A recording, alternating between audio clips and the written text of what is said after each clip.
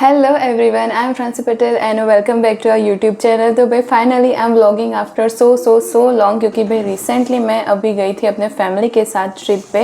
हमारी first ever international trip थी और ये सारे ट्रिप की आइटनरी मैंने और मेरे भाई ने सेटल अप किया है।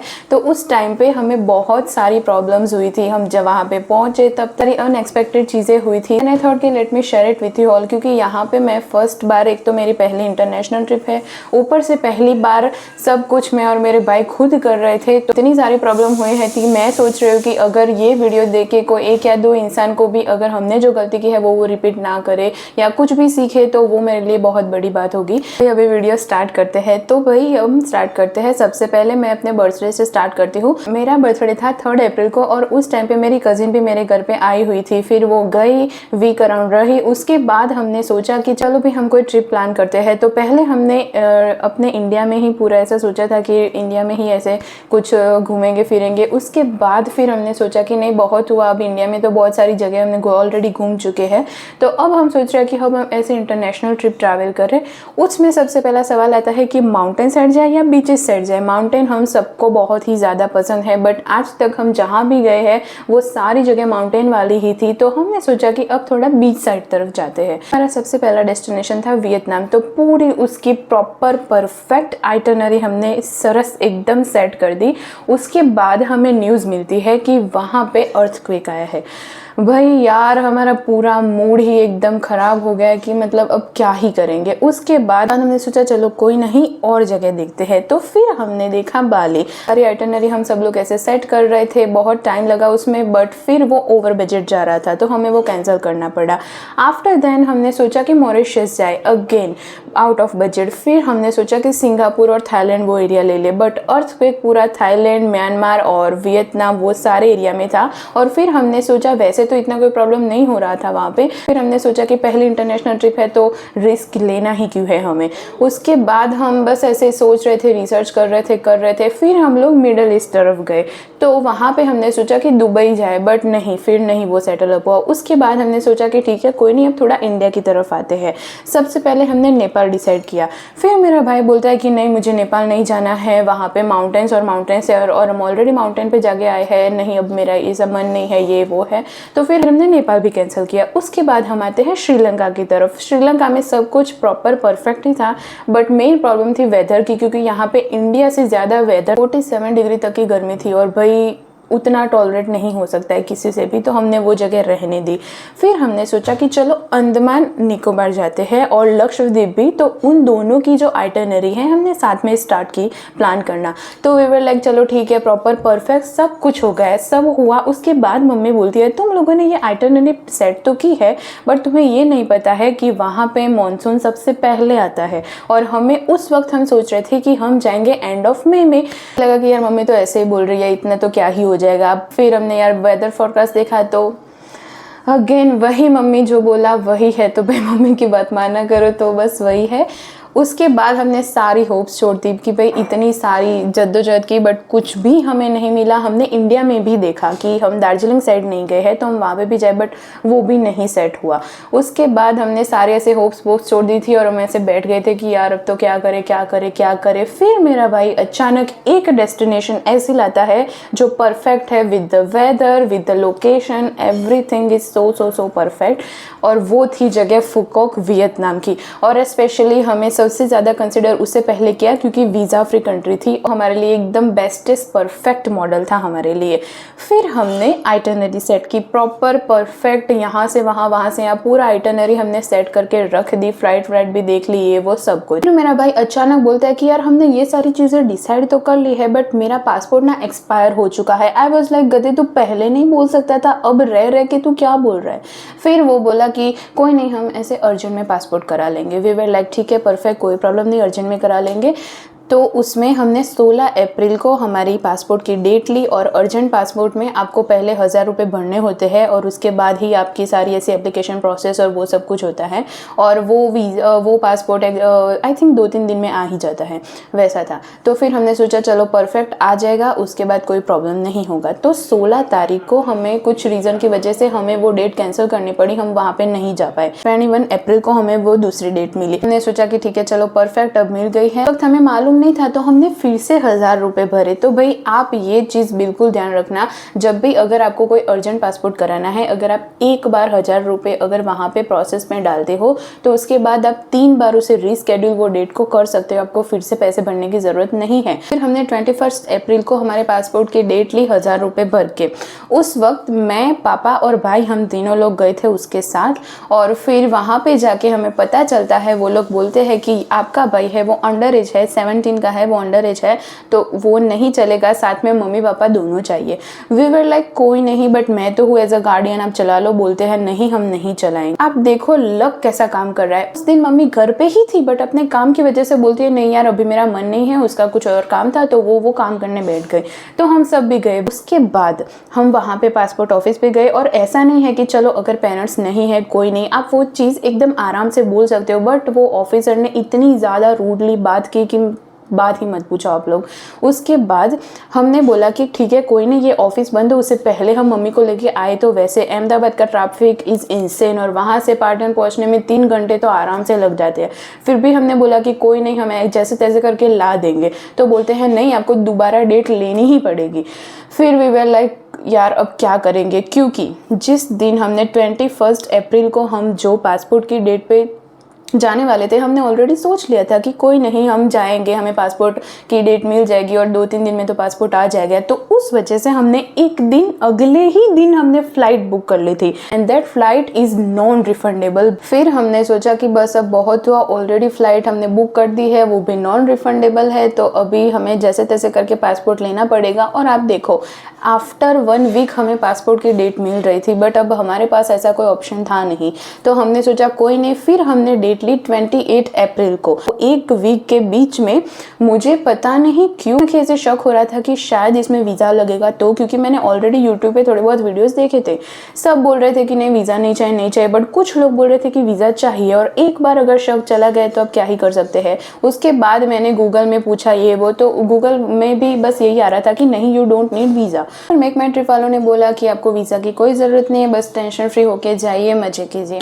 फिर आई वाज लाइक ठीक है अब कोई बात नहीं। फिर जिस दिन पासपोर्ट की डेट होती है 29 अप्रैल को, तब मैं मम्मी पापा तो जा रहे थे मेरे भाई के साथ। मैंने बोला मैं भी चलती हूँ, इस बार मुझे भी कोई रिस्क नहीं लेना है। शायद फिर वो बोले कि हमें गार्डियन चाहिए, तो फिर हम कहाँ से लेके आए। तो हम लोग वहाँ पे अहमदाबाद पे गए। मम्मी पापा अंदर जा रहे थे और वो बोल रहे थे कि कोई भी अगर अंडर एज कैंडिडेट है तो उनके साथ 2 लोग ही जा सकते हैं, तीसरा नहीं आ सकता। तो मैं बाहर ऑफिस के बाहर खड़ी थी।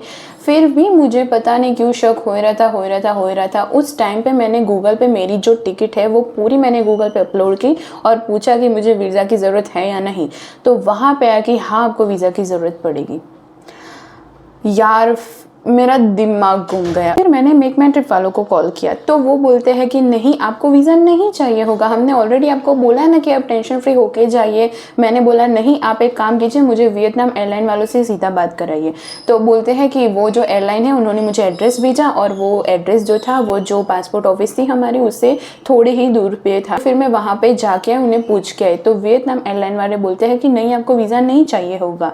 फिर भी पता नहीं क्यों मुझे अंदर से हो रहा था कि शायद वीज़ा अगर होगा तो एट दैट मोमेंट हम क्या ही करेंगे, और अगर मैं अकेली हूँ कोई प्रॉब्लम नहीं है, but I am with my family, तो मुझे कोई रिस्क नहीं लेना था। उसके बाद फिर मैं घर आई और वो जो गूगल में दिखा रहा था कि आपको पासपोर्ट चाहिए होगा, और मैं सोच रही हूँ कि ये मेक माई ट्रिप वाले कुछ और बोल रहे हैं, वियतनाम वाले ये बोल रहे हैं कि नहीं चाहिए होगा। बट यार एक बार अगर शक हो जाता है तो उसका तो अब क्या ही कर सकते हैं।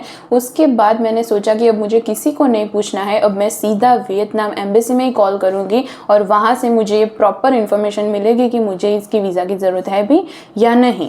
और फिर जिस दिन मैंने सोचा कि मैं वियतनाम एम्बेसी को कॉल करूँगी, वहाँ पे उसका एम्बेसी का टाइम शाम को 6 बजे आई थिंक वो बंद हो जाता है। तो फिर मैंने सोचा कि ठीक है कोई नहीं, 29 को मैं कॉल करूँगी। और 29 को दोपहर तक तो मेरे भाई का पासपोर्ट भी हमारे पास आ चुका था। वी वर सो हैप्पी कि चलो अब कोई नहीं, अब वीज़ा का भी अब इनको पूछ लेंगे और एम्बेसी वाले मना कर लेंगे। तो फिर वी वर लाइक चलो ठीक है परफेक्ट ये बट मेन ट्रेजेडी यहाँ पे आती है। वियतनाम वालों को जैसे ही मैं कॉल करती हूँ कोई कॉल नहीं उठा रहा है, और जैसे ही मैंने वियतनाम एम्बेसी वाली जो वेबसाइट ओपन की वहाँ पे दिखा रहा है कि 29 अप्रैल से 4 मई तक एम्बेसी बंद है ड्यू टू देयर कोई भी पता नहीं कोई उनका कोई दिन था, जैसे हमारे ऐसे इंडिपेंडेंस डे होता है वैसे ही उनका कोई ऐसा ही कुछ दिन था, तो इतने टाइम पे बंद था। आई वॉज लाइक कि भाई जब भी मुझे इन लोगों को कॉल करना है तभी ही इनको रजा है चाहिए, और अभी देखो 6 तारीख को हमारी फ्लाइट ऑलरेडी बुक है, 4 तारीख तक एम्बेसी बंद है, और अब एम्बेसी बंद है तो अब मैं क्या करूँ, अब मैं किससे पूछूँ वीज़ा चाहिए नहीं चाहिए, और सपोज अगर चाहिए भी होगा तो इतने टाइम तक तो वीज़ा तो कोई मुझे देगा ही नहीं, क्योंकि एम्बेसी ही बंद है तो कौन मुझे वीज़ा ला के देगा। मैं सोचा कि ठीक है अब जो होगा देखा जाएगा। तो मैं 5 तारीख मंडे को 9 बजे उनकी एम्बेसी खुल जाती है, मैंने सब कुछ ऐसे रिसर्च विचर्स कर लिया था। उसके बाद मैंने उनको दिल्ली एम्बेसी जो है, दिल्ली में उनकी एम्बेसी है, तो वहाँ पे मैंने उन्हें कॉल किया तो कोई फ़ोन नहीं उठा रहा था। 9 बजे से लेके दोपहर 12 बजे तक मैंने कॉन्स्टेंटली कॉल किए हैं बट कोई आंसर नहीं दे रहा था। फिर मेरा शक ज़्यादा यकीन में बदला पे वीज़ा चाहिए होगा या नहीं, अब मैं वीज़ा लूँगी ही चाहे कुछ भी हो। क्योंकि बाद मैंने वहाँ के बॉम्बे में भी एक एम्बेसी है, मैंने वहाँ पे कॉल किया तो बोलते हैं कि आपको प्रॉपर इन्फॉर्मेशन दिल्ली वाली एम्बेसी ही पता चलेगी, यहाँ से नहीं पता चलेगी। फिर यार मेरा ऐसा दिमाग घुमा कि मैं क्या ही बोलूं। और जब किसी ने फ़ोन नहीं उठाया और मुझे कहीं से भी जवाब नहीं मिला, उसके बाद आई वॉज लाइक कि क्या करूँ। फिर मैं वियतनाम एम्बेसी वाली जो उनकी जो गवर्नमेंट वेबसाइट है जहाँ से वीज़ा निकलता है वहाँ पे मैंने देखा, तो वहाँ पे भी मिनिमम 3 डेज़ तो आपको लगेंगे ही वीज़ा के लिए। एंड आई वॉज लाइक यार अब मैं क्या करूँ, मेन गवर्नमेंट वेबसाइट पे ये करा। फिर मैं गई क्लूक ऐप पे, और वो ऐप मुझे इसलिए मालूम है क्योंकि ऑलरेडी मैंने वहाँ पे जो फुकॉक के लिए वहाँ पे कोई एडवेंचर जो 2-3 राइड थी मैंने वहाँ से ऑलरेडी बुक की हुई थी, तो वहाँ पे मैंने देखा था ऐसे वियतनाम वीज़ा का, तो मैंने सोचा कि वो ऐप पे मैं एक बार देख लूँ। वो ऐप पे मैंने देखा तो वहाँ आई थिंक टोटल 3 टाइप के थे कि एक 4-5 घंटे में आपको मिलता है, एक दूसरा था वो आई थिंक 1 दिन में मिलता है, और तीसरा 3 या 7 अराउंड दिन में उतना मिलता है। फिर वहाँ पे पैसे बहुत ज़्यादा थे, बहुत मतलब बहुत ही ज़्यादा, 3 गुना समझ लो। फिर मैंने सोचा कि यहाँ के किसी एजेंट से मैं पता करूँ, तो एजेंट को मैंने कॉल किया और फिर वो बोलते हैं कि कोई नहीं, मैं आपको 24 घंटे में दिला दूंगा। और वैसे भी हमारी फ़्लाइट 12 बजे की थी, 6 तारीख को रात को 12 आई थिंक पौने 12 बजे अराउंड की थी। रहा था कि डोंट वरी आपको मिल जाएगी, बट उसमें भी वो बोल रहा था कि 99% ही आपको मिलेगा, वो 1% की गारंटी वो नहीं लेता। बहुत टेंशन सब कुछ चल रहा था। फिर हमने सोचा कि नहीं, सब कुछ पैक करके निकले तो सही, क्योंकि वो एजेंट ने बोला था कि आप पैक करके निकल लाओ, मिल ही जाएगा, आप चिंता मत करो। हम लोग ऐसे रास्ते में जा रहे थे, जैसे ही हम ऐसे घर के गेट से बाहर निकले कॉल आता है कि आपको अपना वीज़ा मिल गया है। वी आर सो हैप्पी कि फाइनली वीज़ा मिल गया है। बट वो बोल रहा था कि डॉक्यूमेंट्स आने में 1 घंटा लगेंगे, तो हम अहमदाबाद जाने के लिए तो निकल ही गए थे। फिर हमने सोचा कि हम अंकल को बोल दें, क्योंकि हमारे एक अंकल थे वो आने वाले थे ऑलरेडी, पावर बैंक और साथ में यूनिवर्सल एडेप्टर भी वो लेके आने वाले थे, तो हमने उन्हें बोला कि आप जेरोक्स भी लेके आ जाना। फिर हम वहाँ पे पहुँचे और रास्ते में भाई इतनी ज़्यादा बारिश में, स्टार्टिंग ऑफ मई में बारिश, वो भी गुजरात में। हम वही प्रे कर रहे थे कि भाई फ्लाइट कैंसिल ना हो जाए, इतनी ज़्यादा मगजमारी हमने की है। उसके बाद हम एयरपोर्ट पे पहुँचे और सोने पे सुहागा हो गया दैट मेरे अंकल लाए थे सारी चीज़ें जो हमने मंगाई थी, वो सब परफेक्ट लेके आए थे, बट जो जेरोक्स उन्होंने करके रखी थी वो अपने डेस्क में भूल गए। उस वक्त भाई इतना ज़्यादा दिमाग घुमा, और गलती अंकल की नहीं है, गलती है हमारे सो कॉल बकवास लक की, जिसकी कोई लिमिट ही नहीं है, क्योंकि पहले से आज तक प्रॉब्लम्स ही प्रॉब्लम्स चल रही है। फिर इतनी ज़ोरदार बारिश, वो कार लेके गए, वो बहुत सारी ऐसे जगह पे ढूंढा, क्योंकि ऑलरेडी रात हो गई थी, तो कुछ ही जेरोक्स वाले कुछ खुले नहीं थे, कहाँ पे भीड़ थी, और हमें वहाँ पे चेक इन करना था। फिर चेक इन काउंटर बंद होने वाला था। फिर जैसे तैसे करके वो आधे पौने घंटे में वहाँ पे आए, और तब तक इतने टेंस की बात ही मत पूछो। फिर हमने फटाफट गए। बहुत अच्छा हुआ कि मैंने वीज़ा करा लिया, क्योंकि वहाँ पे जैसे ही बेल लगेज काउंटर पे वो सारे लगेज गए हमारे, फिर जैसे ही हम अंदर गए उन्होंने सबसे पहले हमारे पास वीज़ा मांगे। अब सोचो कि अगर अब वीज़ा नहीं कराया हुआ होता, वो मेक माई ट्रिप वाले और एयरलाइन वाले पे भरोसा किया होता, तो उस टाइम पे तो जो पैसे देने पड़ते भाई, दैट इज़ इंसेन, 10 गुना ज़्यादा पैसे देने पड़ते। फिर हमें गए, हमने सारा पूरा अपना ऐसा चेक इन वेक इन किया, सब कुछ अपना वीज़ा उन्हें दिखाया, सब कुछ अच्छे से हो गया। हम लोग एकदम ही ऐसे टेंशन फ्री बैठे थे, गए एंजॉय कर रहे थे, फ़ोटो ले रहे थे, क्योंकि भाई इतना सारा टेंशन था, तो थोड़ा तो दिमाग ऐसे शांत करे। बट हमें नहीं पता था कि एक बहुत बड़ी प्रॉब्लम हमारा वेलकम करने के लिए इत्मीनान से खड़ी हुई है।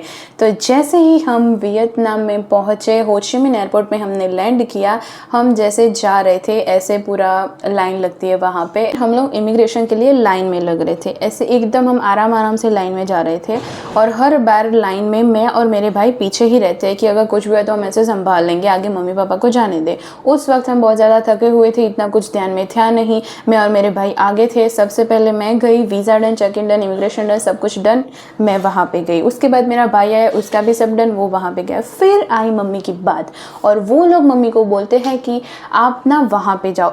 अभी तक पता नहीं चला है कि क्या प्रॉब्लम है, क्या है, कुछ नहीं, बस बोल रहा है go there go there go there. Mummy पूछ रहे हैं क्या हुआ क्या हुआ, बस ये 2 वर्ड के अलावा वो कुछ नहीं बोल रहा था। और मुझे भी ये है कि ये इमिग्रेशन वालों को इन्होंने बिठा के रखा है। बहुत सारे ऐसे इंटरनेशनल पैसेंजर्स उनके वहाँ पे आते हैं और वो वाले ऑफिसर को यार बेसिक इंग्लिश तक नहीं आती थी, तो कोई इंसान उनके साथ कम्युनिकेट भी कैसे करे। मेरी मम्मी ने 10 बार पूछा बट वो नहीं बोल रहा था, बस go there go there go there. वहाँ पे गए और उसके बाद अब तक मैं और मेरे भाई इतने ज़्यादा टेंशन में, क्योंकि वहाँ पे पता नहीं क्या हो रहा है क्या नहीं हो रहा है, कुछ नहीं मालूम था। मैं यहाँ पे बैठी और भाई एट दैट टाइम इतनी ज़्यादा फ्रस्ट्रेट हो गई थी मैं कि आई वाज लाइक कहीं पे मुझे नहीं जाना है, सारे पैसे गए तो गए, अब बहुत हुआ। क्योंकि अगले दिन ही, जिस दिन हमें जाना था उसी दिन पे तो होटल अगर आप कैंसिल कराओ या कोई भी चीज़ आप कैंसिल कराओ तो ऑफकोर्स आपको पैसे तो नहीं मिलेंगे। बट आई वाज लाइक ठीक है कोई नहीं, अब इतनी ज़्यादा प्रॉब्लम हो रही है तो मुझे लगता है कि भगवान मुझे ऐसे इशारे दे रहे हैं कि अब तुम्हारी ये वाली जो ट्रिप है वो बहुत ही ज़्यादा बेकार होने वाली है,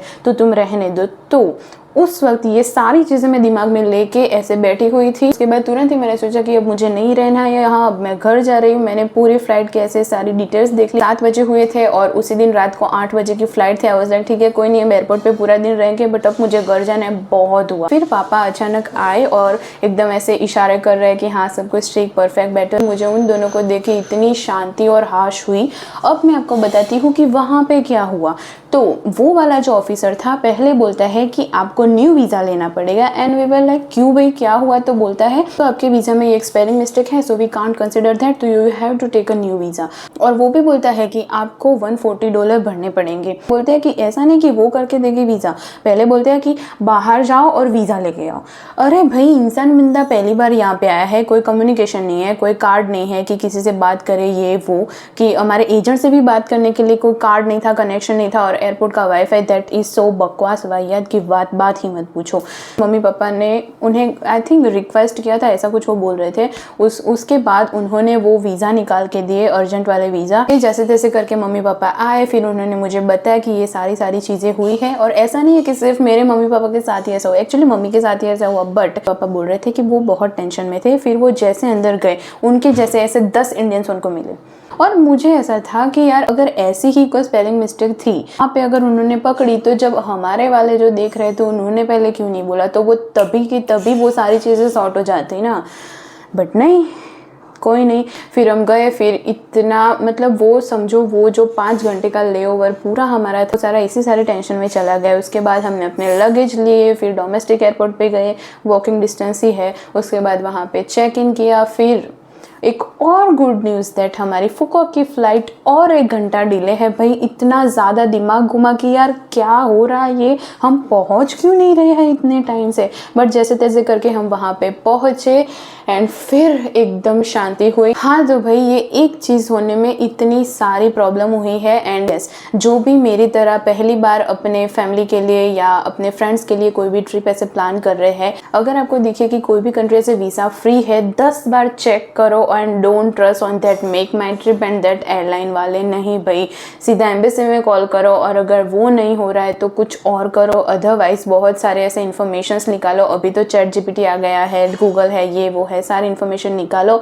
डोंट टेक अ रिस्क। और अगर आपके वहाँ से कोई भी इंटरनेशनल ट्रिप ऑलरेडी कर चुका है तो पहले उनसे पूछो। क्योंकि पहले था मुझे कि डायरेक्ट फुकोक की फ़्लाइट, मैंने वैसे तो पहले बहुत सारी ढूंढने की कोशिश की थी बट नहीं मिली कोई भी डायरेक्ट फ़्लाइट वहाँ की अवेलेबल ही ही नहीं थी। तो मुझे लगता है कि सारा इन लोग का पहले से ऐसे कॉन्ट्रैक्ट ही होता है कि कोई भी इंसान आए उन्हें लेना तो पड़ेगा ही, कि कोई नहीं। फाइनली हमारी ट्रिप बहुत ज़्यादा अच्छी रही है, जो हमने इतना सोचा भी नहीं था उससे भी बहुत ही ज़्यादा अच्छी रही है।